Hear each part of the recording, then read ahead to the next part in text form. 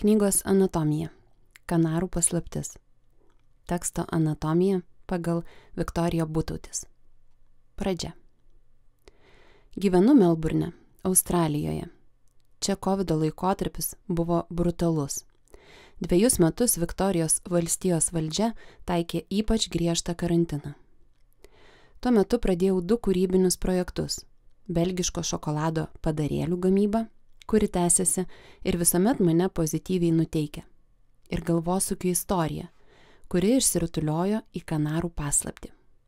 Per tuos 2 izoliacijos metus visi šeimos nariai, kad išlaikytume sveiką protą, pasinėrėme į galvosūkių ir pabėgimo kambarių stalo žaidimus.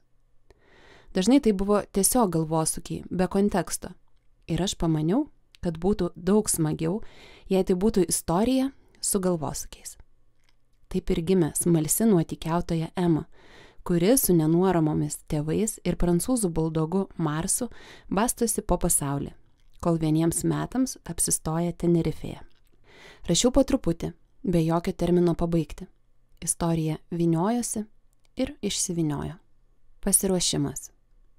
Rašydama daug laiko skiriu tyrimui, informacijos rinkimui ir tikrinimui, kitaip ir būti negali. Veiksmas vyksta Kanarų salose, kuriuose 2 metus gyvenau. Taigi turiu autentišką kiekvienos salos jausmą. Kanarų paslaptis – tai fantastinis nuotykių romanas, kuriame faktai susipina su stebuklingais dalykais, nes mano tikslas buvo per Emos ir Marso nuotykius ir jų sprendžiamus galvosūkius papasakoti skaitytojui apie salas ir suteikti įdomių žinių. Kai kurie galvosūkiai, kuriuos naudoju knygoje, yra mano sugalvoti, o kai kurie adaptuoti, pavyzdžiui, realiai egzistuojantis Arnoldo kodas ar Morsės abėcėlė. Aplinka. Pasirinkau Kanarus natūraliai, nes tai buvo paskutinė šviežiausia šalis, kurioje 4 metus gyvename. Šeimoje juokaujame, kad tų salų grožis sugadina mums Australijos grožį. Tame juokavime yra daug teisybės. Visas Kanarų salas išnaršėme, pasikrovėme kanarietiško gyvenimo būdo, pramokom ispaniškai, o mergaitės dar išmoko ir angliškai, nes lankė 2 britų mokyklas. Taigi vietos, kurias aprašiau, yra pajaustos ir patirtos. Tenerifėje naktį su lietuvių grupele kopiau į Teidės ugnikalnį. Mačiau milžinišką ugnikalnio šešėlį, jaučiau kiaurai skrodžiantį vėją, o knygoje tą naktinį žygį patiria Ema. Visa šeima stovyklavome tuščiame Pozo Negro paplūdimyje Fuertėje. Ten sutikome naujuosius metus, tik mes ir karavanas, kuriuo keliavome. Man labai patinka tokios neturistinės vietos. Keli balti nameliukai, kuriuose nėra žmonių, restoranėlis, nepanašus į jokį restoranėlį, tiesiog namas, kur viename kambaryje galima atsisėsti ir pavalgyti iškeptos žuvies. Ir lauko krosnis. Ji vieną rytą buvo užkurta ir iš niekur atsirado vyriškis, ištraukė iš tos krosnies pailgas bandeles su anyžiais ir padavė mums pasivaišinti. Ta krosnis atsirado ir Kanarų paslaptyje. Tikros ir gigantiškos plastmasinės gulbės, kurios taip pat gyvena Pozo Negro paplūdimyje. Jos mano istorijoje lesa kukurūzinius spragėsių akmenukus, kuriais jas vaišina pagrindinė veikėja Ema.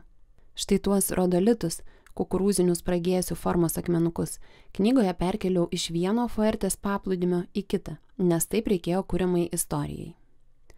Taip pat lankėmės Cesaro Manrikės vulkaniniuose namuose Lancerotėje, kuriuose mano istorijoje galima keisti spalvas suplojus. Tai Ema ir išbando. Tas namas vulkaniniuose urvuose yra nepakartojamas. Tiek ten visko daug, kad tikrai nebežinai, kelintame kambaryje lankaisi, kur kas prasideda ir baigėsi.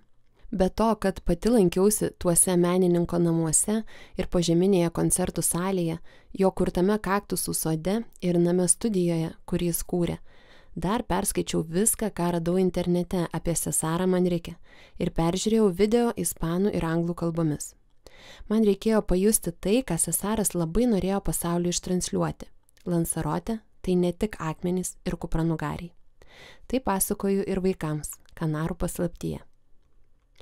Didelę Lagomeros salos dalį kartu su vyru apėmė pėsčiomis, tarpekliais ir zigzagais. Žinau, ką reiškia kopti į byrantį šlaitą taip, kaip tą daro Ema, norėdama pasiekti Šventojo Juano koplytėlę. Domėjausi vietinių žmonių gyvenimu, išsinagrinėjau salto de pastor, toks crazy piemenų būdas šokinėti tarp peklės. Klausiausi švilpimo kalbos Silbo Gomero, mačiau, kaip gyveno pirmieji gyventojai. O rašydama Kanarų paslaptį, visą tai pasakoju per 12-metės Emos ir jos draugužio Marso patirtį. Netgi ropavėja, lietuviškai seni drabužiai, tradicinį patiekalą su avinžirniais iš to, kas liko nuo vakar, valgiau ne kartą. O knygoje tuo maitinasi ir Ema. Ar jai patiko? Nelabai. O man tai visai skanu buvo. Apie vietas, kurios yra knygoje ir ką mato, patiria Ema su Marsu ieškodama paslėptų šuns figūrėlių, galėčiau pasakoti daug. Dažniausiai tokios kelionių knygos skirtos suaugusiems, o man norėjosi papasakoti ir jaunesnei auditorijai. Taigi pasirinkau nuotykius ir galvosukius. Veikėjai. Kiekvienam veikėjui gyvybę įpūtė vienas ar keli realūs žmonės, kuriuos aš sutikau savo kelyje. Pagrindinė veikėja Ema tai mano dukrų ir net mano pačios paauglystėje miksas. Vyresnioji dukra, būdama paaugliukė, buvo užsidegusi buriavimu, kaip ir Ema Kanarų paslapties istorijoje. Jaunesnioji yra labai veržli ir smalsi. Aš pati ilgai buvau vaikiška paauglė, ieškanti nuotykių, susikūrusi savo pasaulį su drauge. Manau, visa tai paklojo Kanarų paslapties emocinį pagrindą. Baisioji mokykla Kalao salvoje miestelyje ir mokytojai taip pat yra realūs. Ten net prikurti daug nereikėjo. Sodininkas Borja ir tas egzistuoja. Tik žinoma, Kanarų paslaptyje jo misija neapsiriboja sodininkavimu ir vištų priežiūra. Bet ir realiame gyvenime Borja buvo ypatingas, galima sakyti, gyvas personažas. Kaip ir knygoje, jis kalbėjo tokia ispanų greita kalbe, kad aš negalėdavau suprasti, ką jis sako. Niekad nežiūrėdavau į akis, tarsi šnekėtų su oru, ir buvo visų galų meistras, toks ne visai iki galo. Jie su mano vyru Jonu vos susitikę rado kalbą apie arklius, tai yra automobilių pajėgumą. Nesvarbu, kad vienas nesustodamas tauškė ispaniškai, kitas stengiasi atsakyti anglų lietuvių miksu, bet žodis kabalios, ispaniškai arkliai, juos kaip mat suartino. Neįtikėtina. Gyvendama Kanaruose rašiau tinklaraštį beždžionėsnuotykiai.com, nes nuotykių nutikdavo kasdien, jais tiesiog lijo. Kultūriškai su kanariečiais mes nepanašus ir dažnai patekdavom į kurioziškas situacijas. Ten toks gajus manjana jausmas, kad reikia su juo susigyventi ir jį pamėgti, kitaip ir metų ten neištrauksi. Iš esmės visose savo knygose remiuosi savo patirtimis, ar tai būtų žmonės, palikę vienokį ar kitokį įspūdį, ar vietovės. Dažnai rašydama apie vieną ar kitą šalį, kurioje gyvenau, peržiūriu nuotraukas tam, kad atgaivinčiau pojūčius. Man tai labai padeda. Vaizdas atneša jausmą, skonį, kvapą, o tada galiu visą tai barškindama klavišais perteikti tekste. Ir viskas yra subjektyvu, juk vienaip aš pajaučiau atšiaurę Alhiero salą ir visai kitaip ją pamatė apsilankiusieji ten saulėtomis dienomis. Bet mano pojūčiai yra mano ir jais tvirtai remiuosi rašydama. Alhiero saloje, Pozo de las Calcosas arba Juodajame kaime, kaip prašau Kanarų paslapties knygoje, aptikome didžiulę žalią Neptūno galvą. Ta skulptūra, kaip ir visas juodų akmenų kaimas šėlstančio vandenyno fone, paliko ypatingą įspūdį, todėl ir atsidūrė knygoje. Tiesa, istorijoje skulptūra atgyja, nors pamačiusi tą skulptūrą realybėje, aš niekiek nebejojau, kad ji ir yra gyva. Arba Magic teleskopai Le Palmos astrofizikos observatorijoje. Tai visiškai kosminė patirtis. Aš tokių prietaisų niekur nebuvau mačiusi ir norėjau apie tai papasakoti skaitytojams. Taigi, nusinčiau ten Emą ir nuotykiai tęsiasi braidant tarp teleskopų. Siužetas. Rašau taip, kad būtų įdomu skaityti vaikams ir paaugliams. Todėl istorijoje nuotykiai, mistika ir galvosukiai. Mano darbas įtraukti ir suteikti žinių jų nebrukant, kad būtų žiauriai smagu skaityti. Norėjau, kad skaitytojas stabtelėtų prie galvosūkių ir Kanarų paslapties tęsinyje stengiuosi dar įdomiau pateikti tas mįsles, kad iš tiesų galima būtų prisijungti prie Emos ir Marso nuotykių.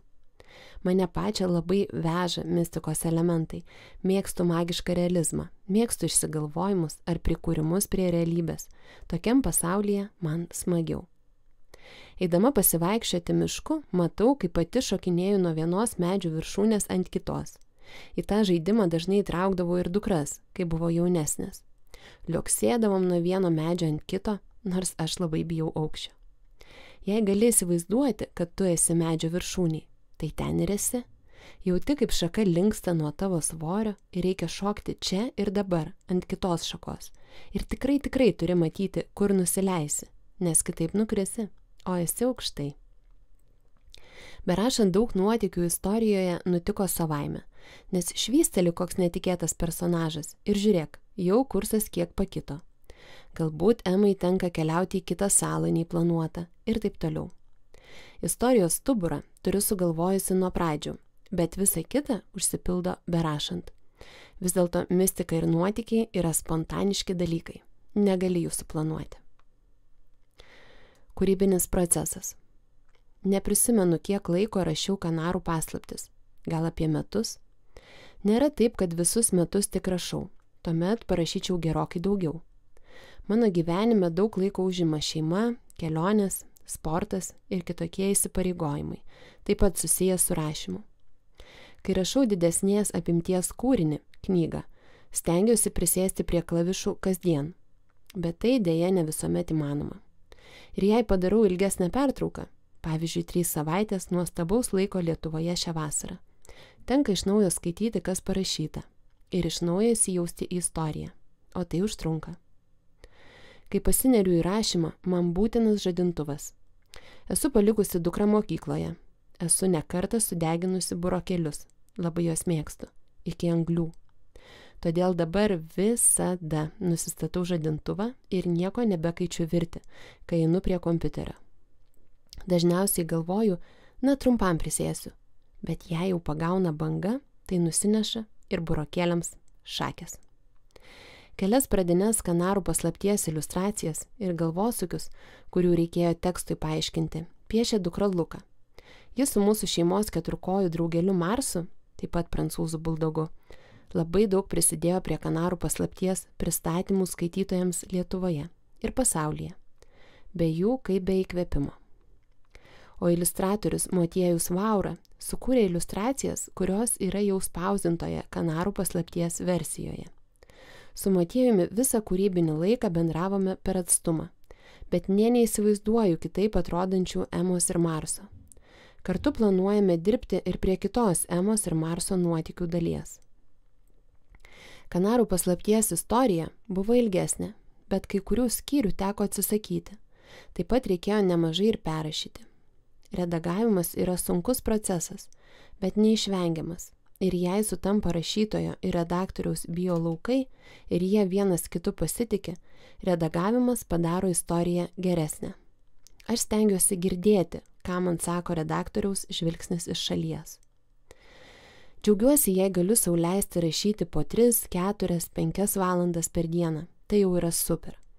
Manau, būtų labai smagu kokiems 3 mėnesiams užsidaryti savo rašyme, eiti valgyti, kai šauna į galvą, miegoti, kai norisi, ir valandas rašyti, kai rašosi, be žadintuvo. Štai šito neturiu galimybės daryti, bet ne už ką neatsisakyčiau viso to, kas man to daryti neleidžia. Kelionės ir šeima yra mano įkvėpimas. Iliustracijų anatomija pagal Motiejų Vaurą. Stilius.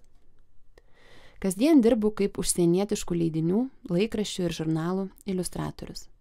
Iliustruoju įvairiausius straipsnius, nuo politikos iki kasdienių ritualų. Todėl, kai Viktorija pasiūlė šį projektą, buvau suintriguotas, nes iki šiol neturėjau galimybės kurti iliustracijų vaikų knygoms. Išleista knyga su mano piešiniais – tai svajonė, kuri glosto kiekvieno iliustratoriaus širdį.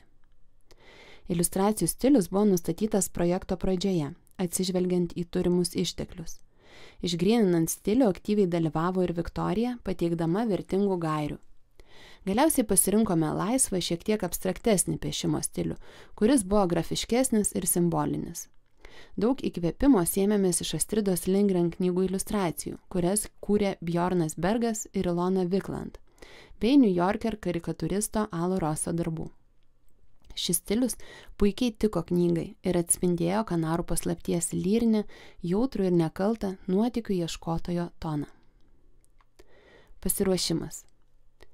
Prieš iliustruojant tekstą, jį reikia perskaityti kelis kartus. Iliustratorius turi ne tik suprasti teksto autoriaus mintį, bet ir pratęsti ją, atskleisti tai, kas lieka tarp eilučių. Kad tokie kūrybiniai mainai tarp bendraautorių būtų sėkmingi, tenka rinktis daug įvairios informacijos. Šiuo atveju teko gilintis į Kanarų folklorą, architektūrą, geografiją, geologiją, vietos gyventojų papročius ir tradicijas. Nors fiziškai Kanarų salose nesilankiau, tačiau baigęs iliustruoti šią knygą, jaučiu, kad su šia vieta užmezgiau artimą ryšį. Veikėjai, aplinka. Emos veikėjos vizualus archetipas gana tipiškas tokio žanro kūriniams, ypač paauglių nuotykiniuose romanuose. Piešiniuose jį vaizduojama gana abstrakčiai, siekiant sukurti universalų skaitytojo atitikmenį, pateikiama minimaliai detalių ar išskirtinių veido bei kūno bruožų. Emą nusprendžiau piešti kaip nuotykių ieškotoją, siekiau pritaikyti aprangos stilių, kuris pabrėžtų jos atletiškumą, drąsą ir sumanumą. Iliustruojant specifinius Kanarų salų objektus, teko nemažai pastudijuoti, patyrinėti jų nuotraukas, paskaityti apie juos istorijų. Siužetas. Dėl iliustracijų skaičiaus ir jų paskirstimo buvo nuspręsta dar prieš rengiant pirmuosius eskizus. Kartu su Viktorija išdėstėme iliustracijas taip, kad knygoje susidarytų harmoningas teksto ir vaizdinių ritmas. Knygą sudarė 2 tipų iliustracijos – siužetinės iliustracijos ir galvosūkių schemos. Pastarosios buvo įterptos ten, kur to reikalavo knygos turinys, o siužetinės iliustracijos kruopščiai išdėstytos siekiant sukurti kuo platesnį ir išsamesnį Kanarų paslapties pasaulį. Kūrybinis procesas. Knygos iliustravimas truko 4 mėnesius, per kuriuos glaudžiai bendradarbiavome su Viktorija kiekviename knygos paruošimo spaudai etape. Nors 4 mėnesiai gali atrodyti kaip ilgas laikotarpis, buvo dienų, kai galėjau ramiai apgalvoti veiksmų planą, tačiau taip pat buvo ir tokių, kai teko dirbti iki vėlyvos nakties. Per šį procesą artimiau susipažinau su lietuviškų leidyklų darbo praktika ir knygų leidybos metodologija. Kaip ir daugelis didesnių projektų, šis knygos ruošimas buvo varginantis. Be Kanarų paslapties iliustravimo dirbau savo tiesioginį darbą, kaip straipsnių iliustruotojas, todėl buvo savaičių, kai piešdavau visą dieną, nuo ankstyvo ryto iki vėlyvo vakaro. Kuriant iliustracijas, didelių ginčų nebuvo, tačiau pasitaikė keletas nesusikalbėjimo momentų. Komunikacija ir lūkesčių aptarimas buvo tiek pat svarbu, kaip ir piešti iliustracijas ar rašyti knygą. Mano diena, kai dirbau prie Kanarų paslapties, atrodė maždaug taip. Ryte po mankštos ir kavos sėsdavau prie darbo kompiuterio ir perskaitydavau gautus elektroninius laiškus. Susirašinėdavau su Viktorija, aptardavome knygos darbų progresą. Tada keliaudavau į savo studiją Kauno senamiestyje dirbti dienos darbų. Dienos pabaigoje paruoštus eskizus ar galutines iliustracijas persiųsdavau užsakovams įvertinti. Likusią dienos dalį skirdavau buitiniams rūpesčiams, susitikimams su draugais ir poilsiui. Ačiū. Kalbino ir skaitė Kotryna Zylė. Garso įrašas darytas Vilniaus apskrities Adomo Mickevičiaus bibliotekos kūrybos laboratorijoje. Projekto namai – Vaikų žemė. Projektą iš dalies finansuoja Lietuvos kultūros taryba. Šios knygos kūrėjų biografijas ir daugiau knygų anatomijų rasite adresu knygukūrėjai.lt.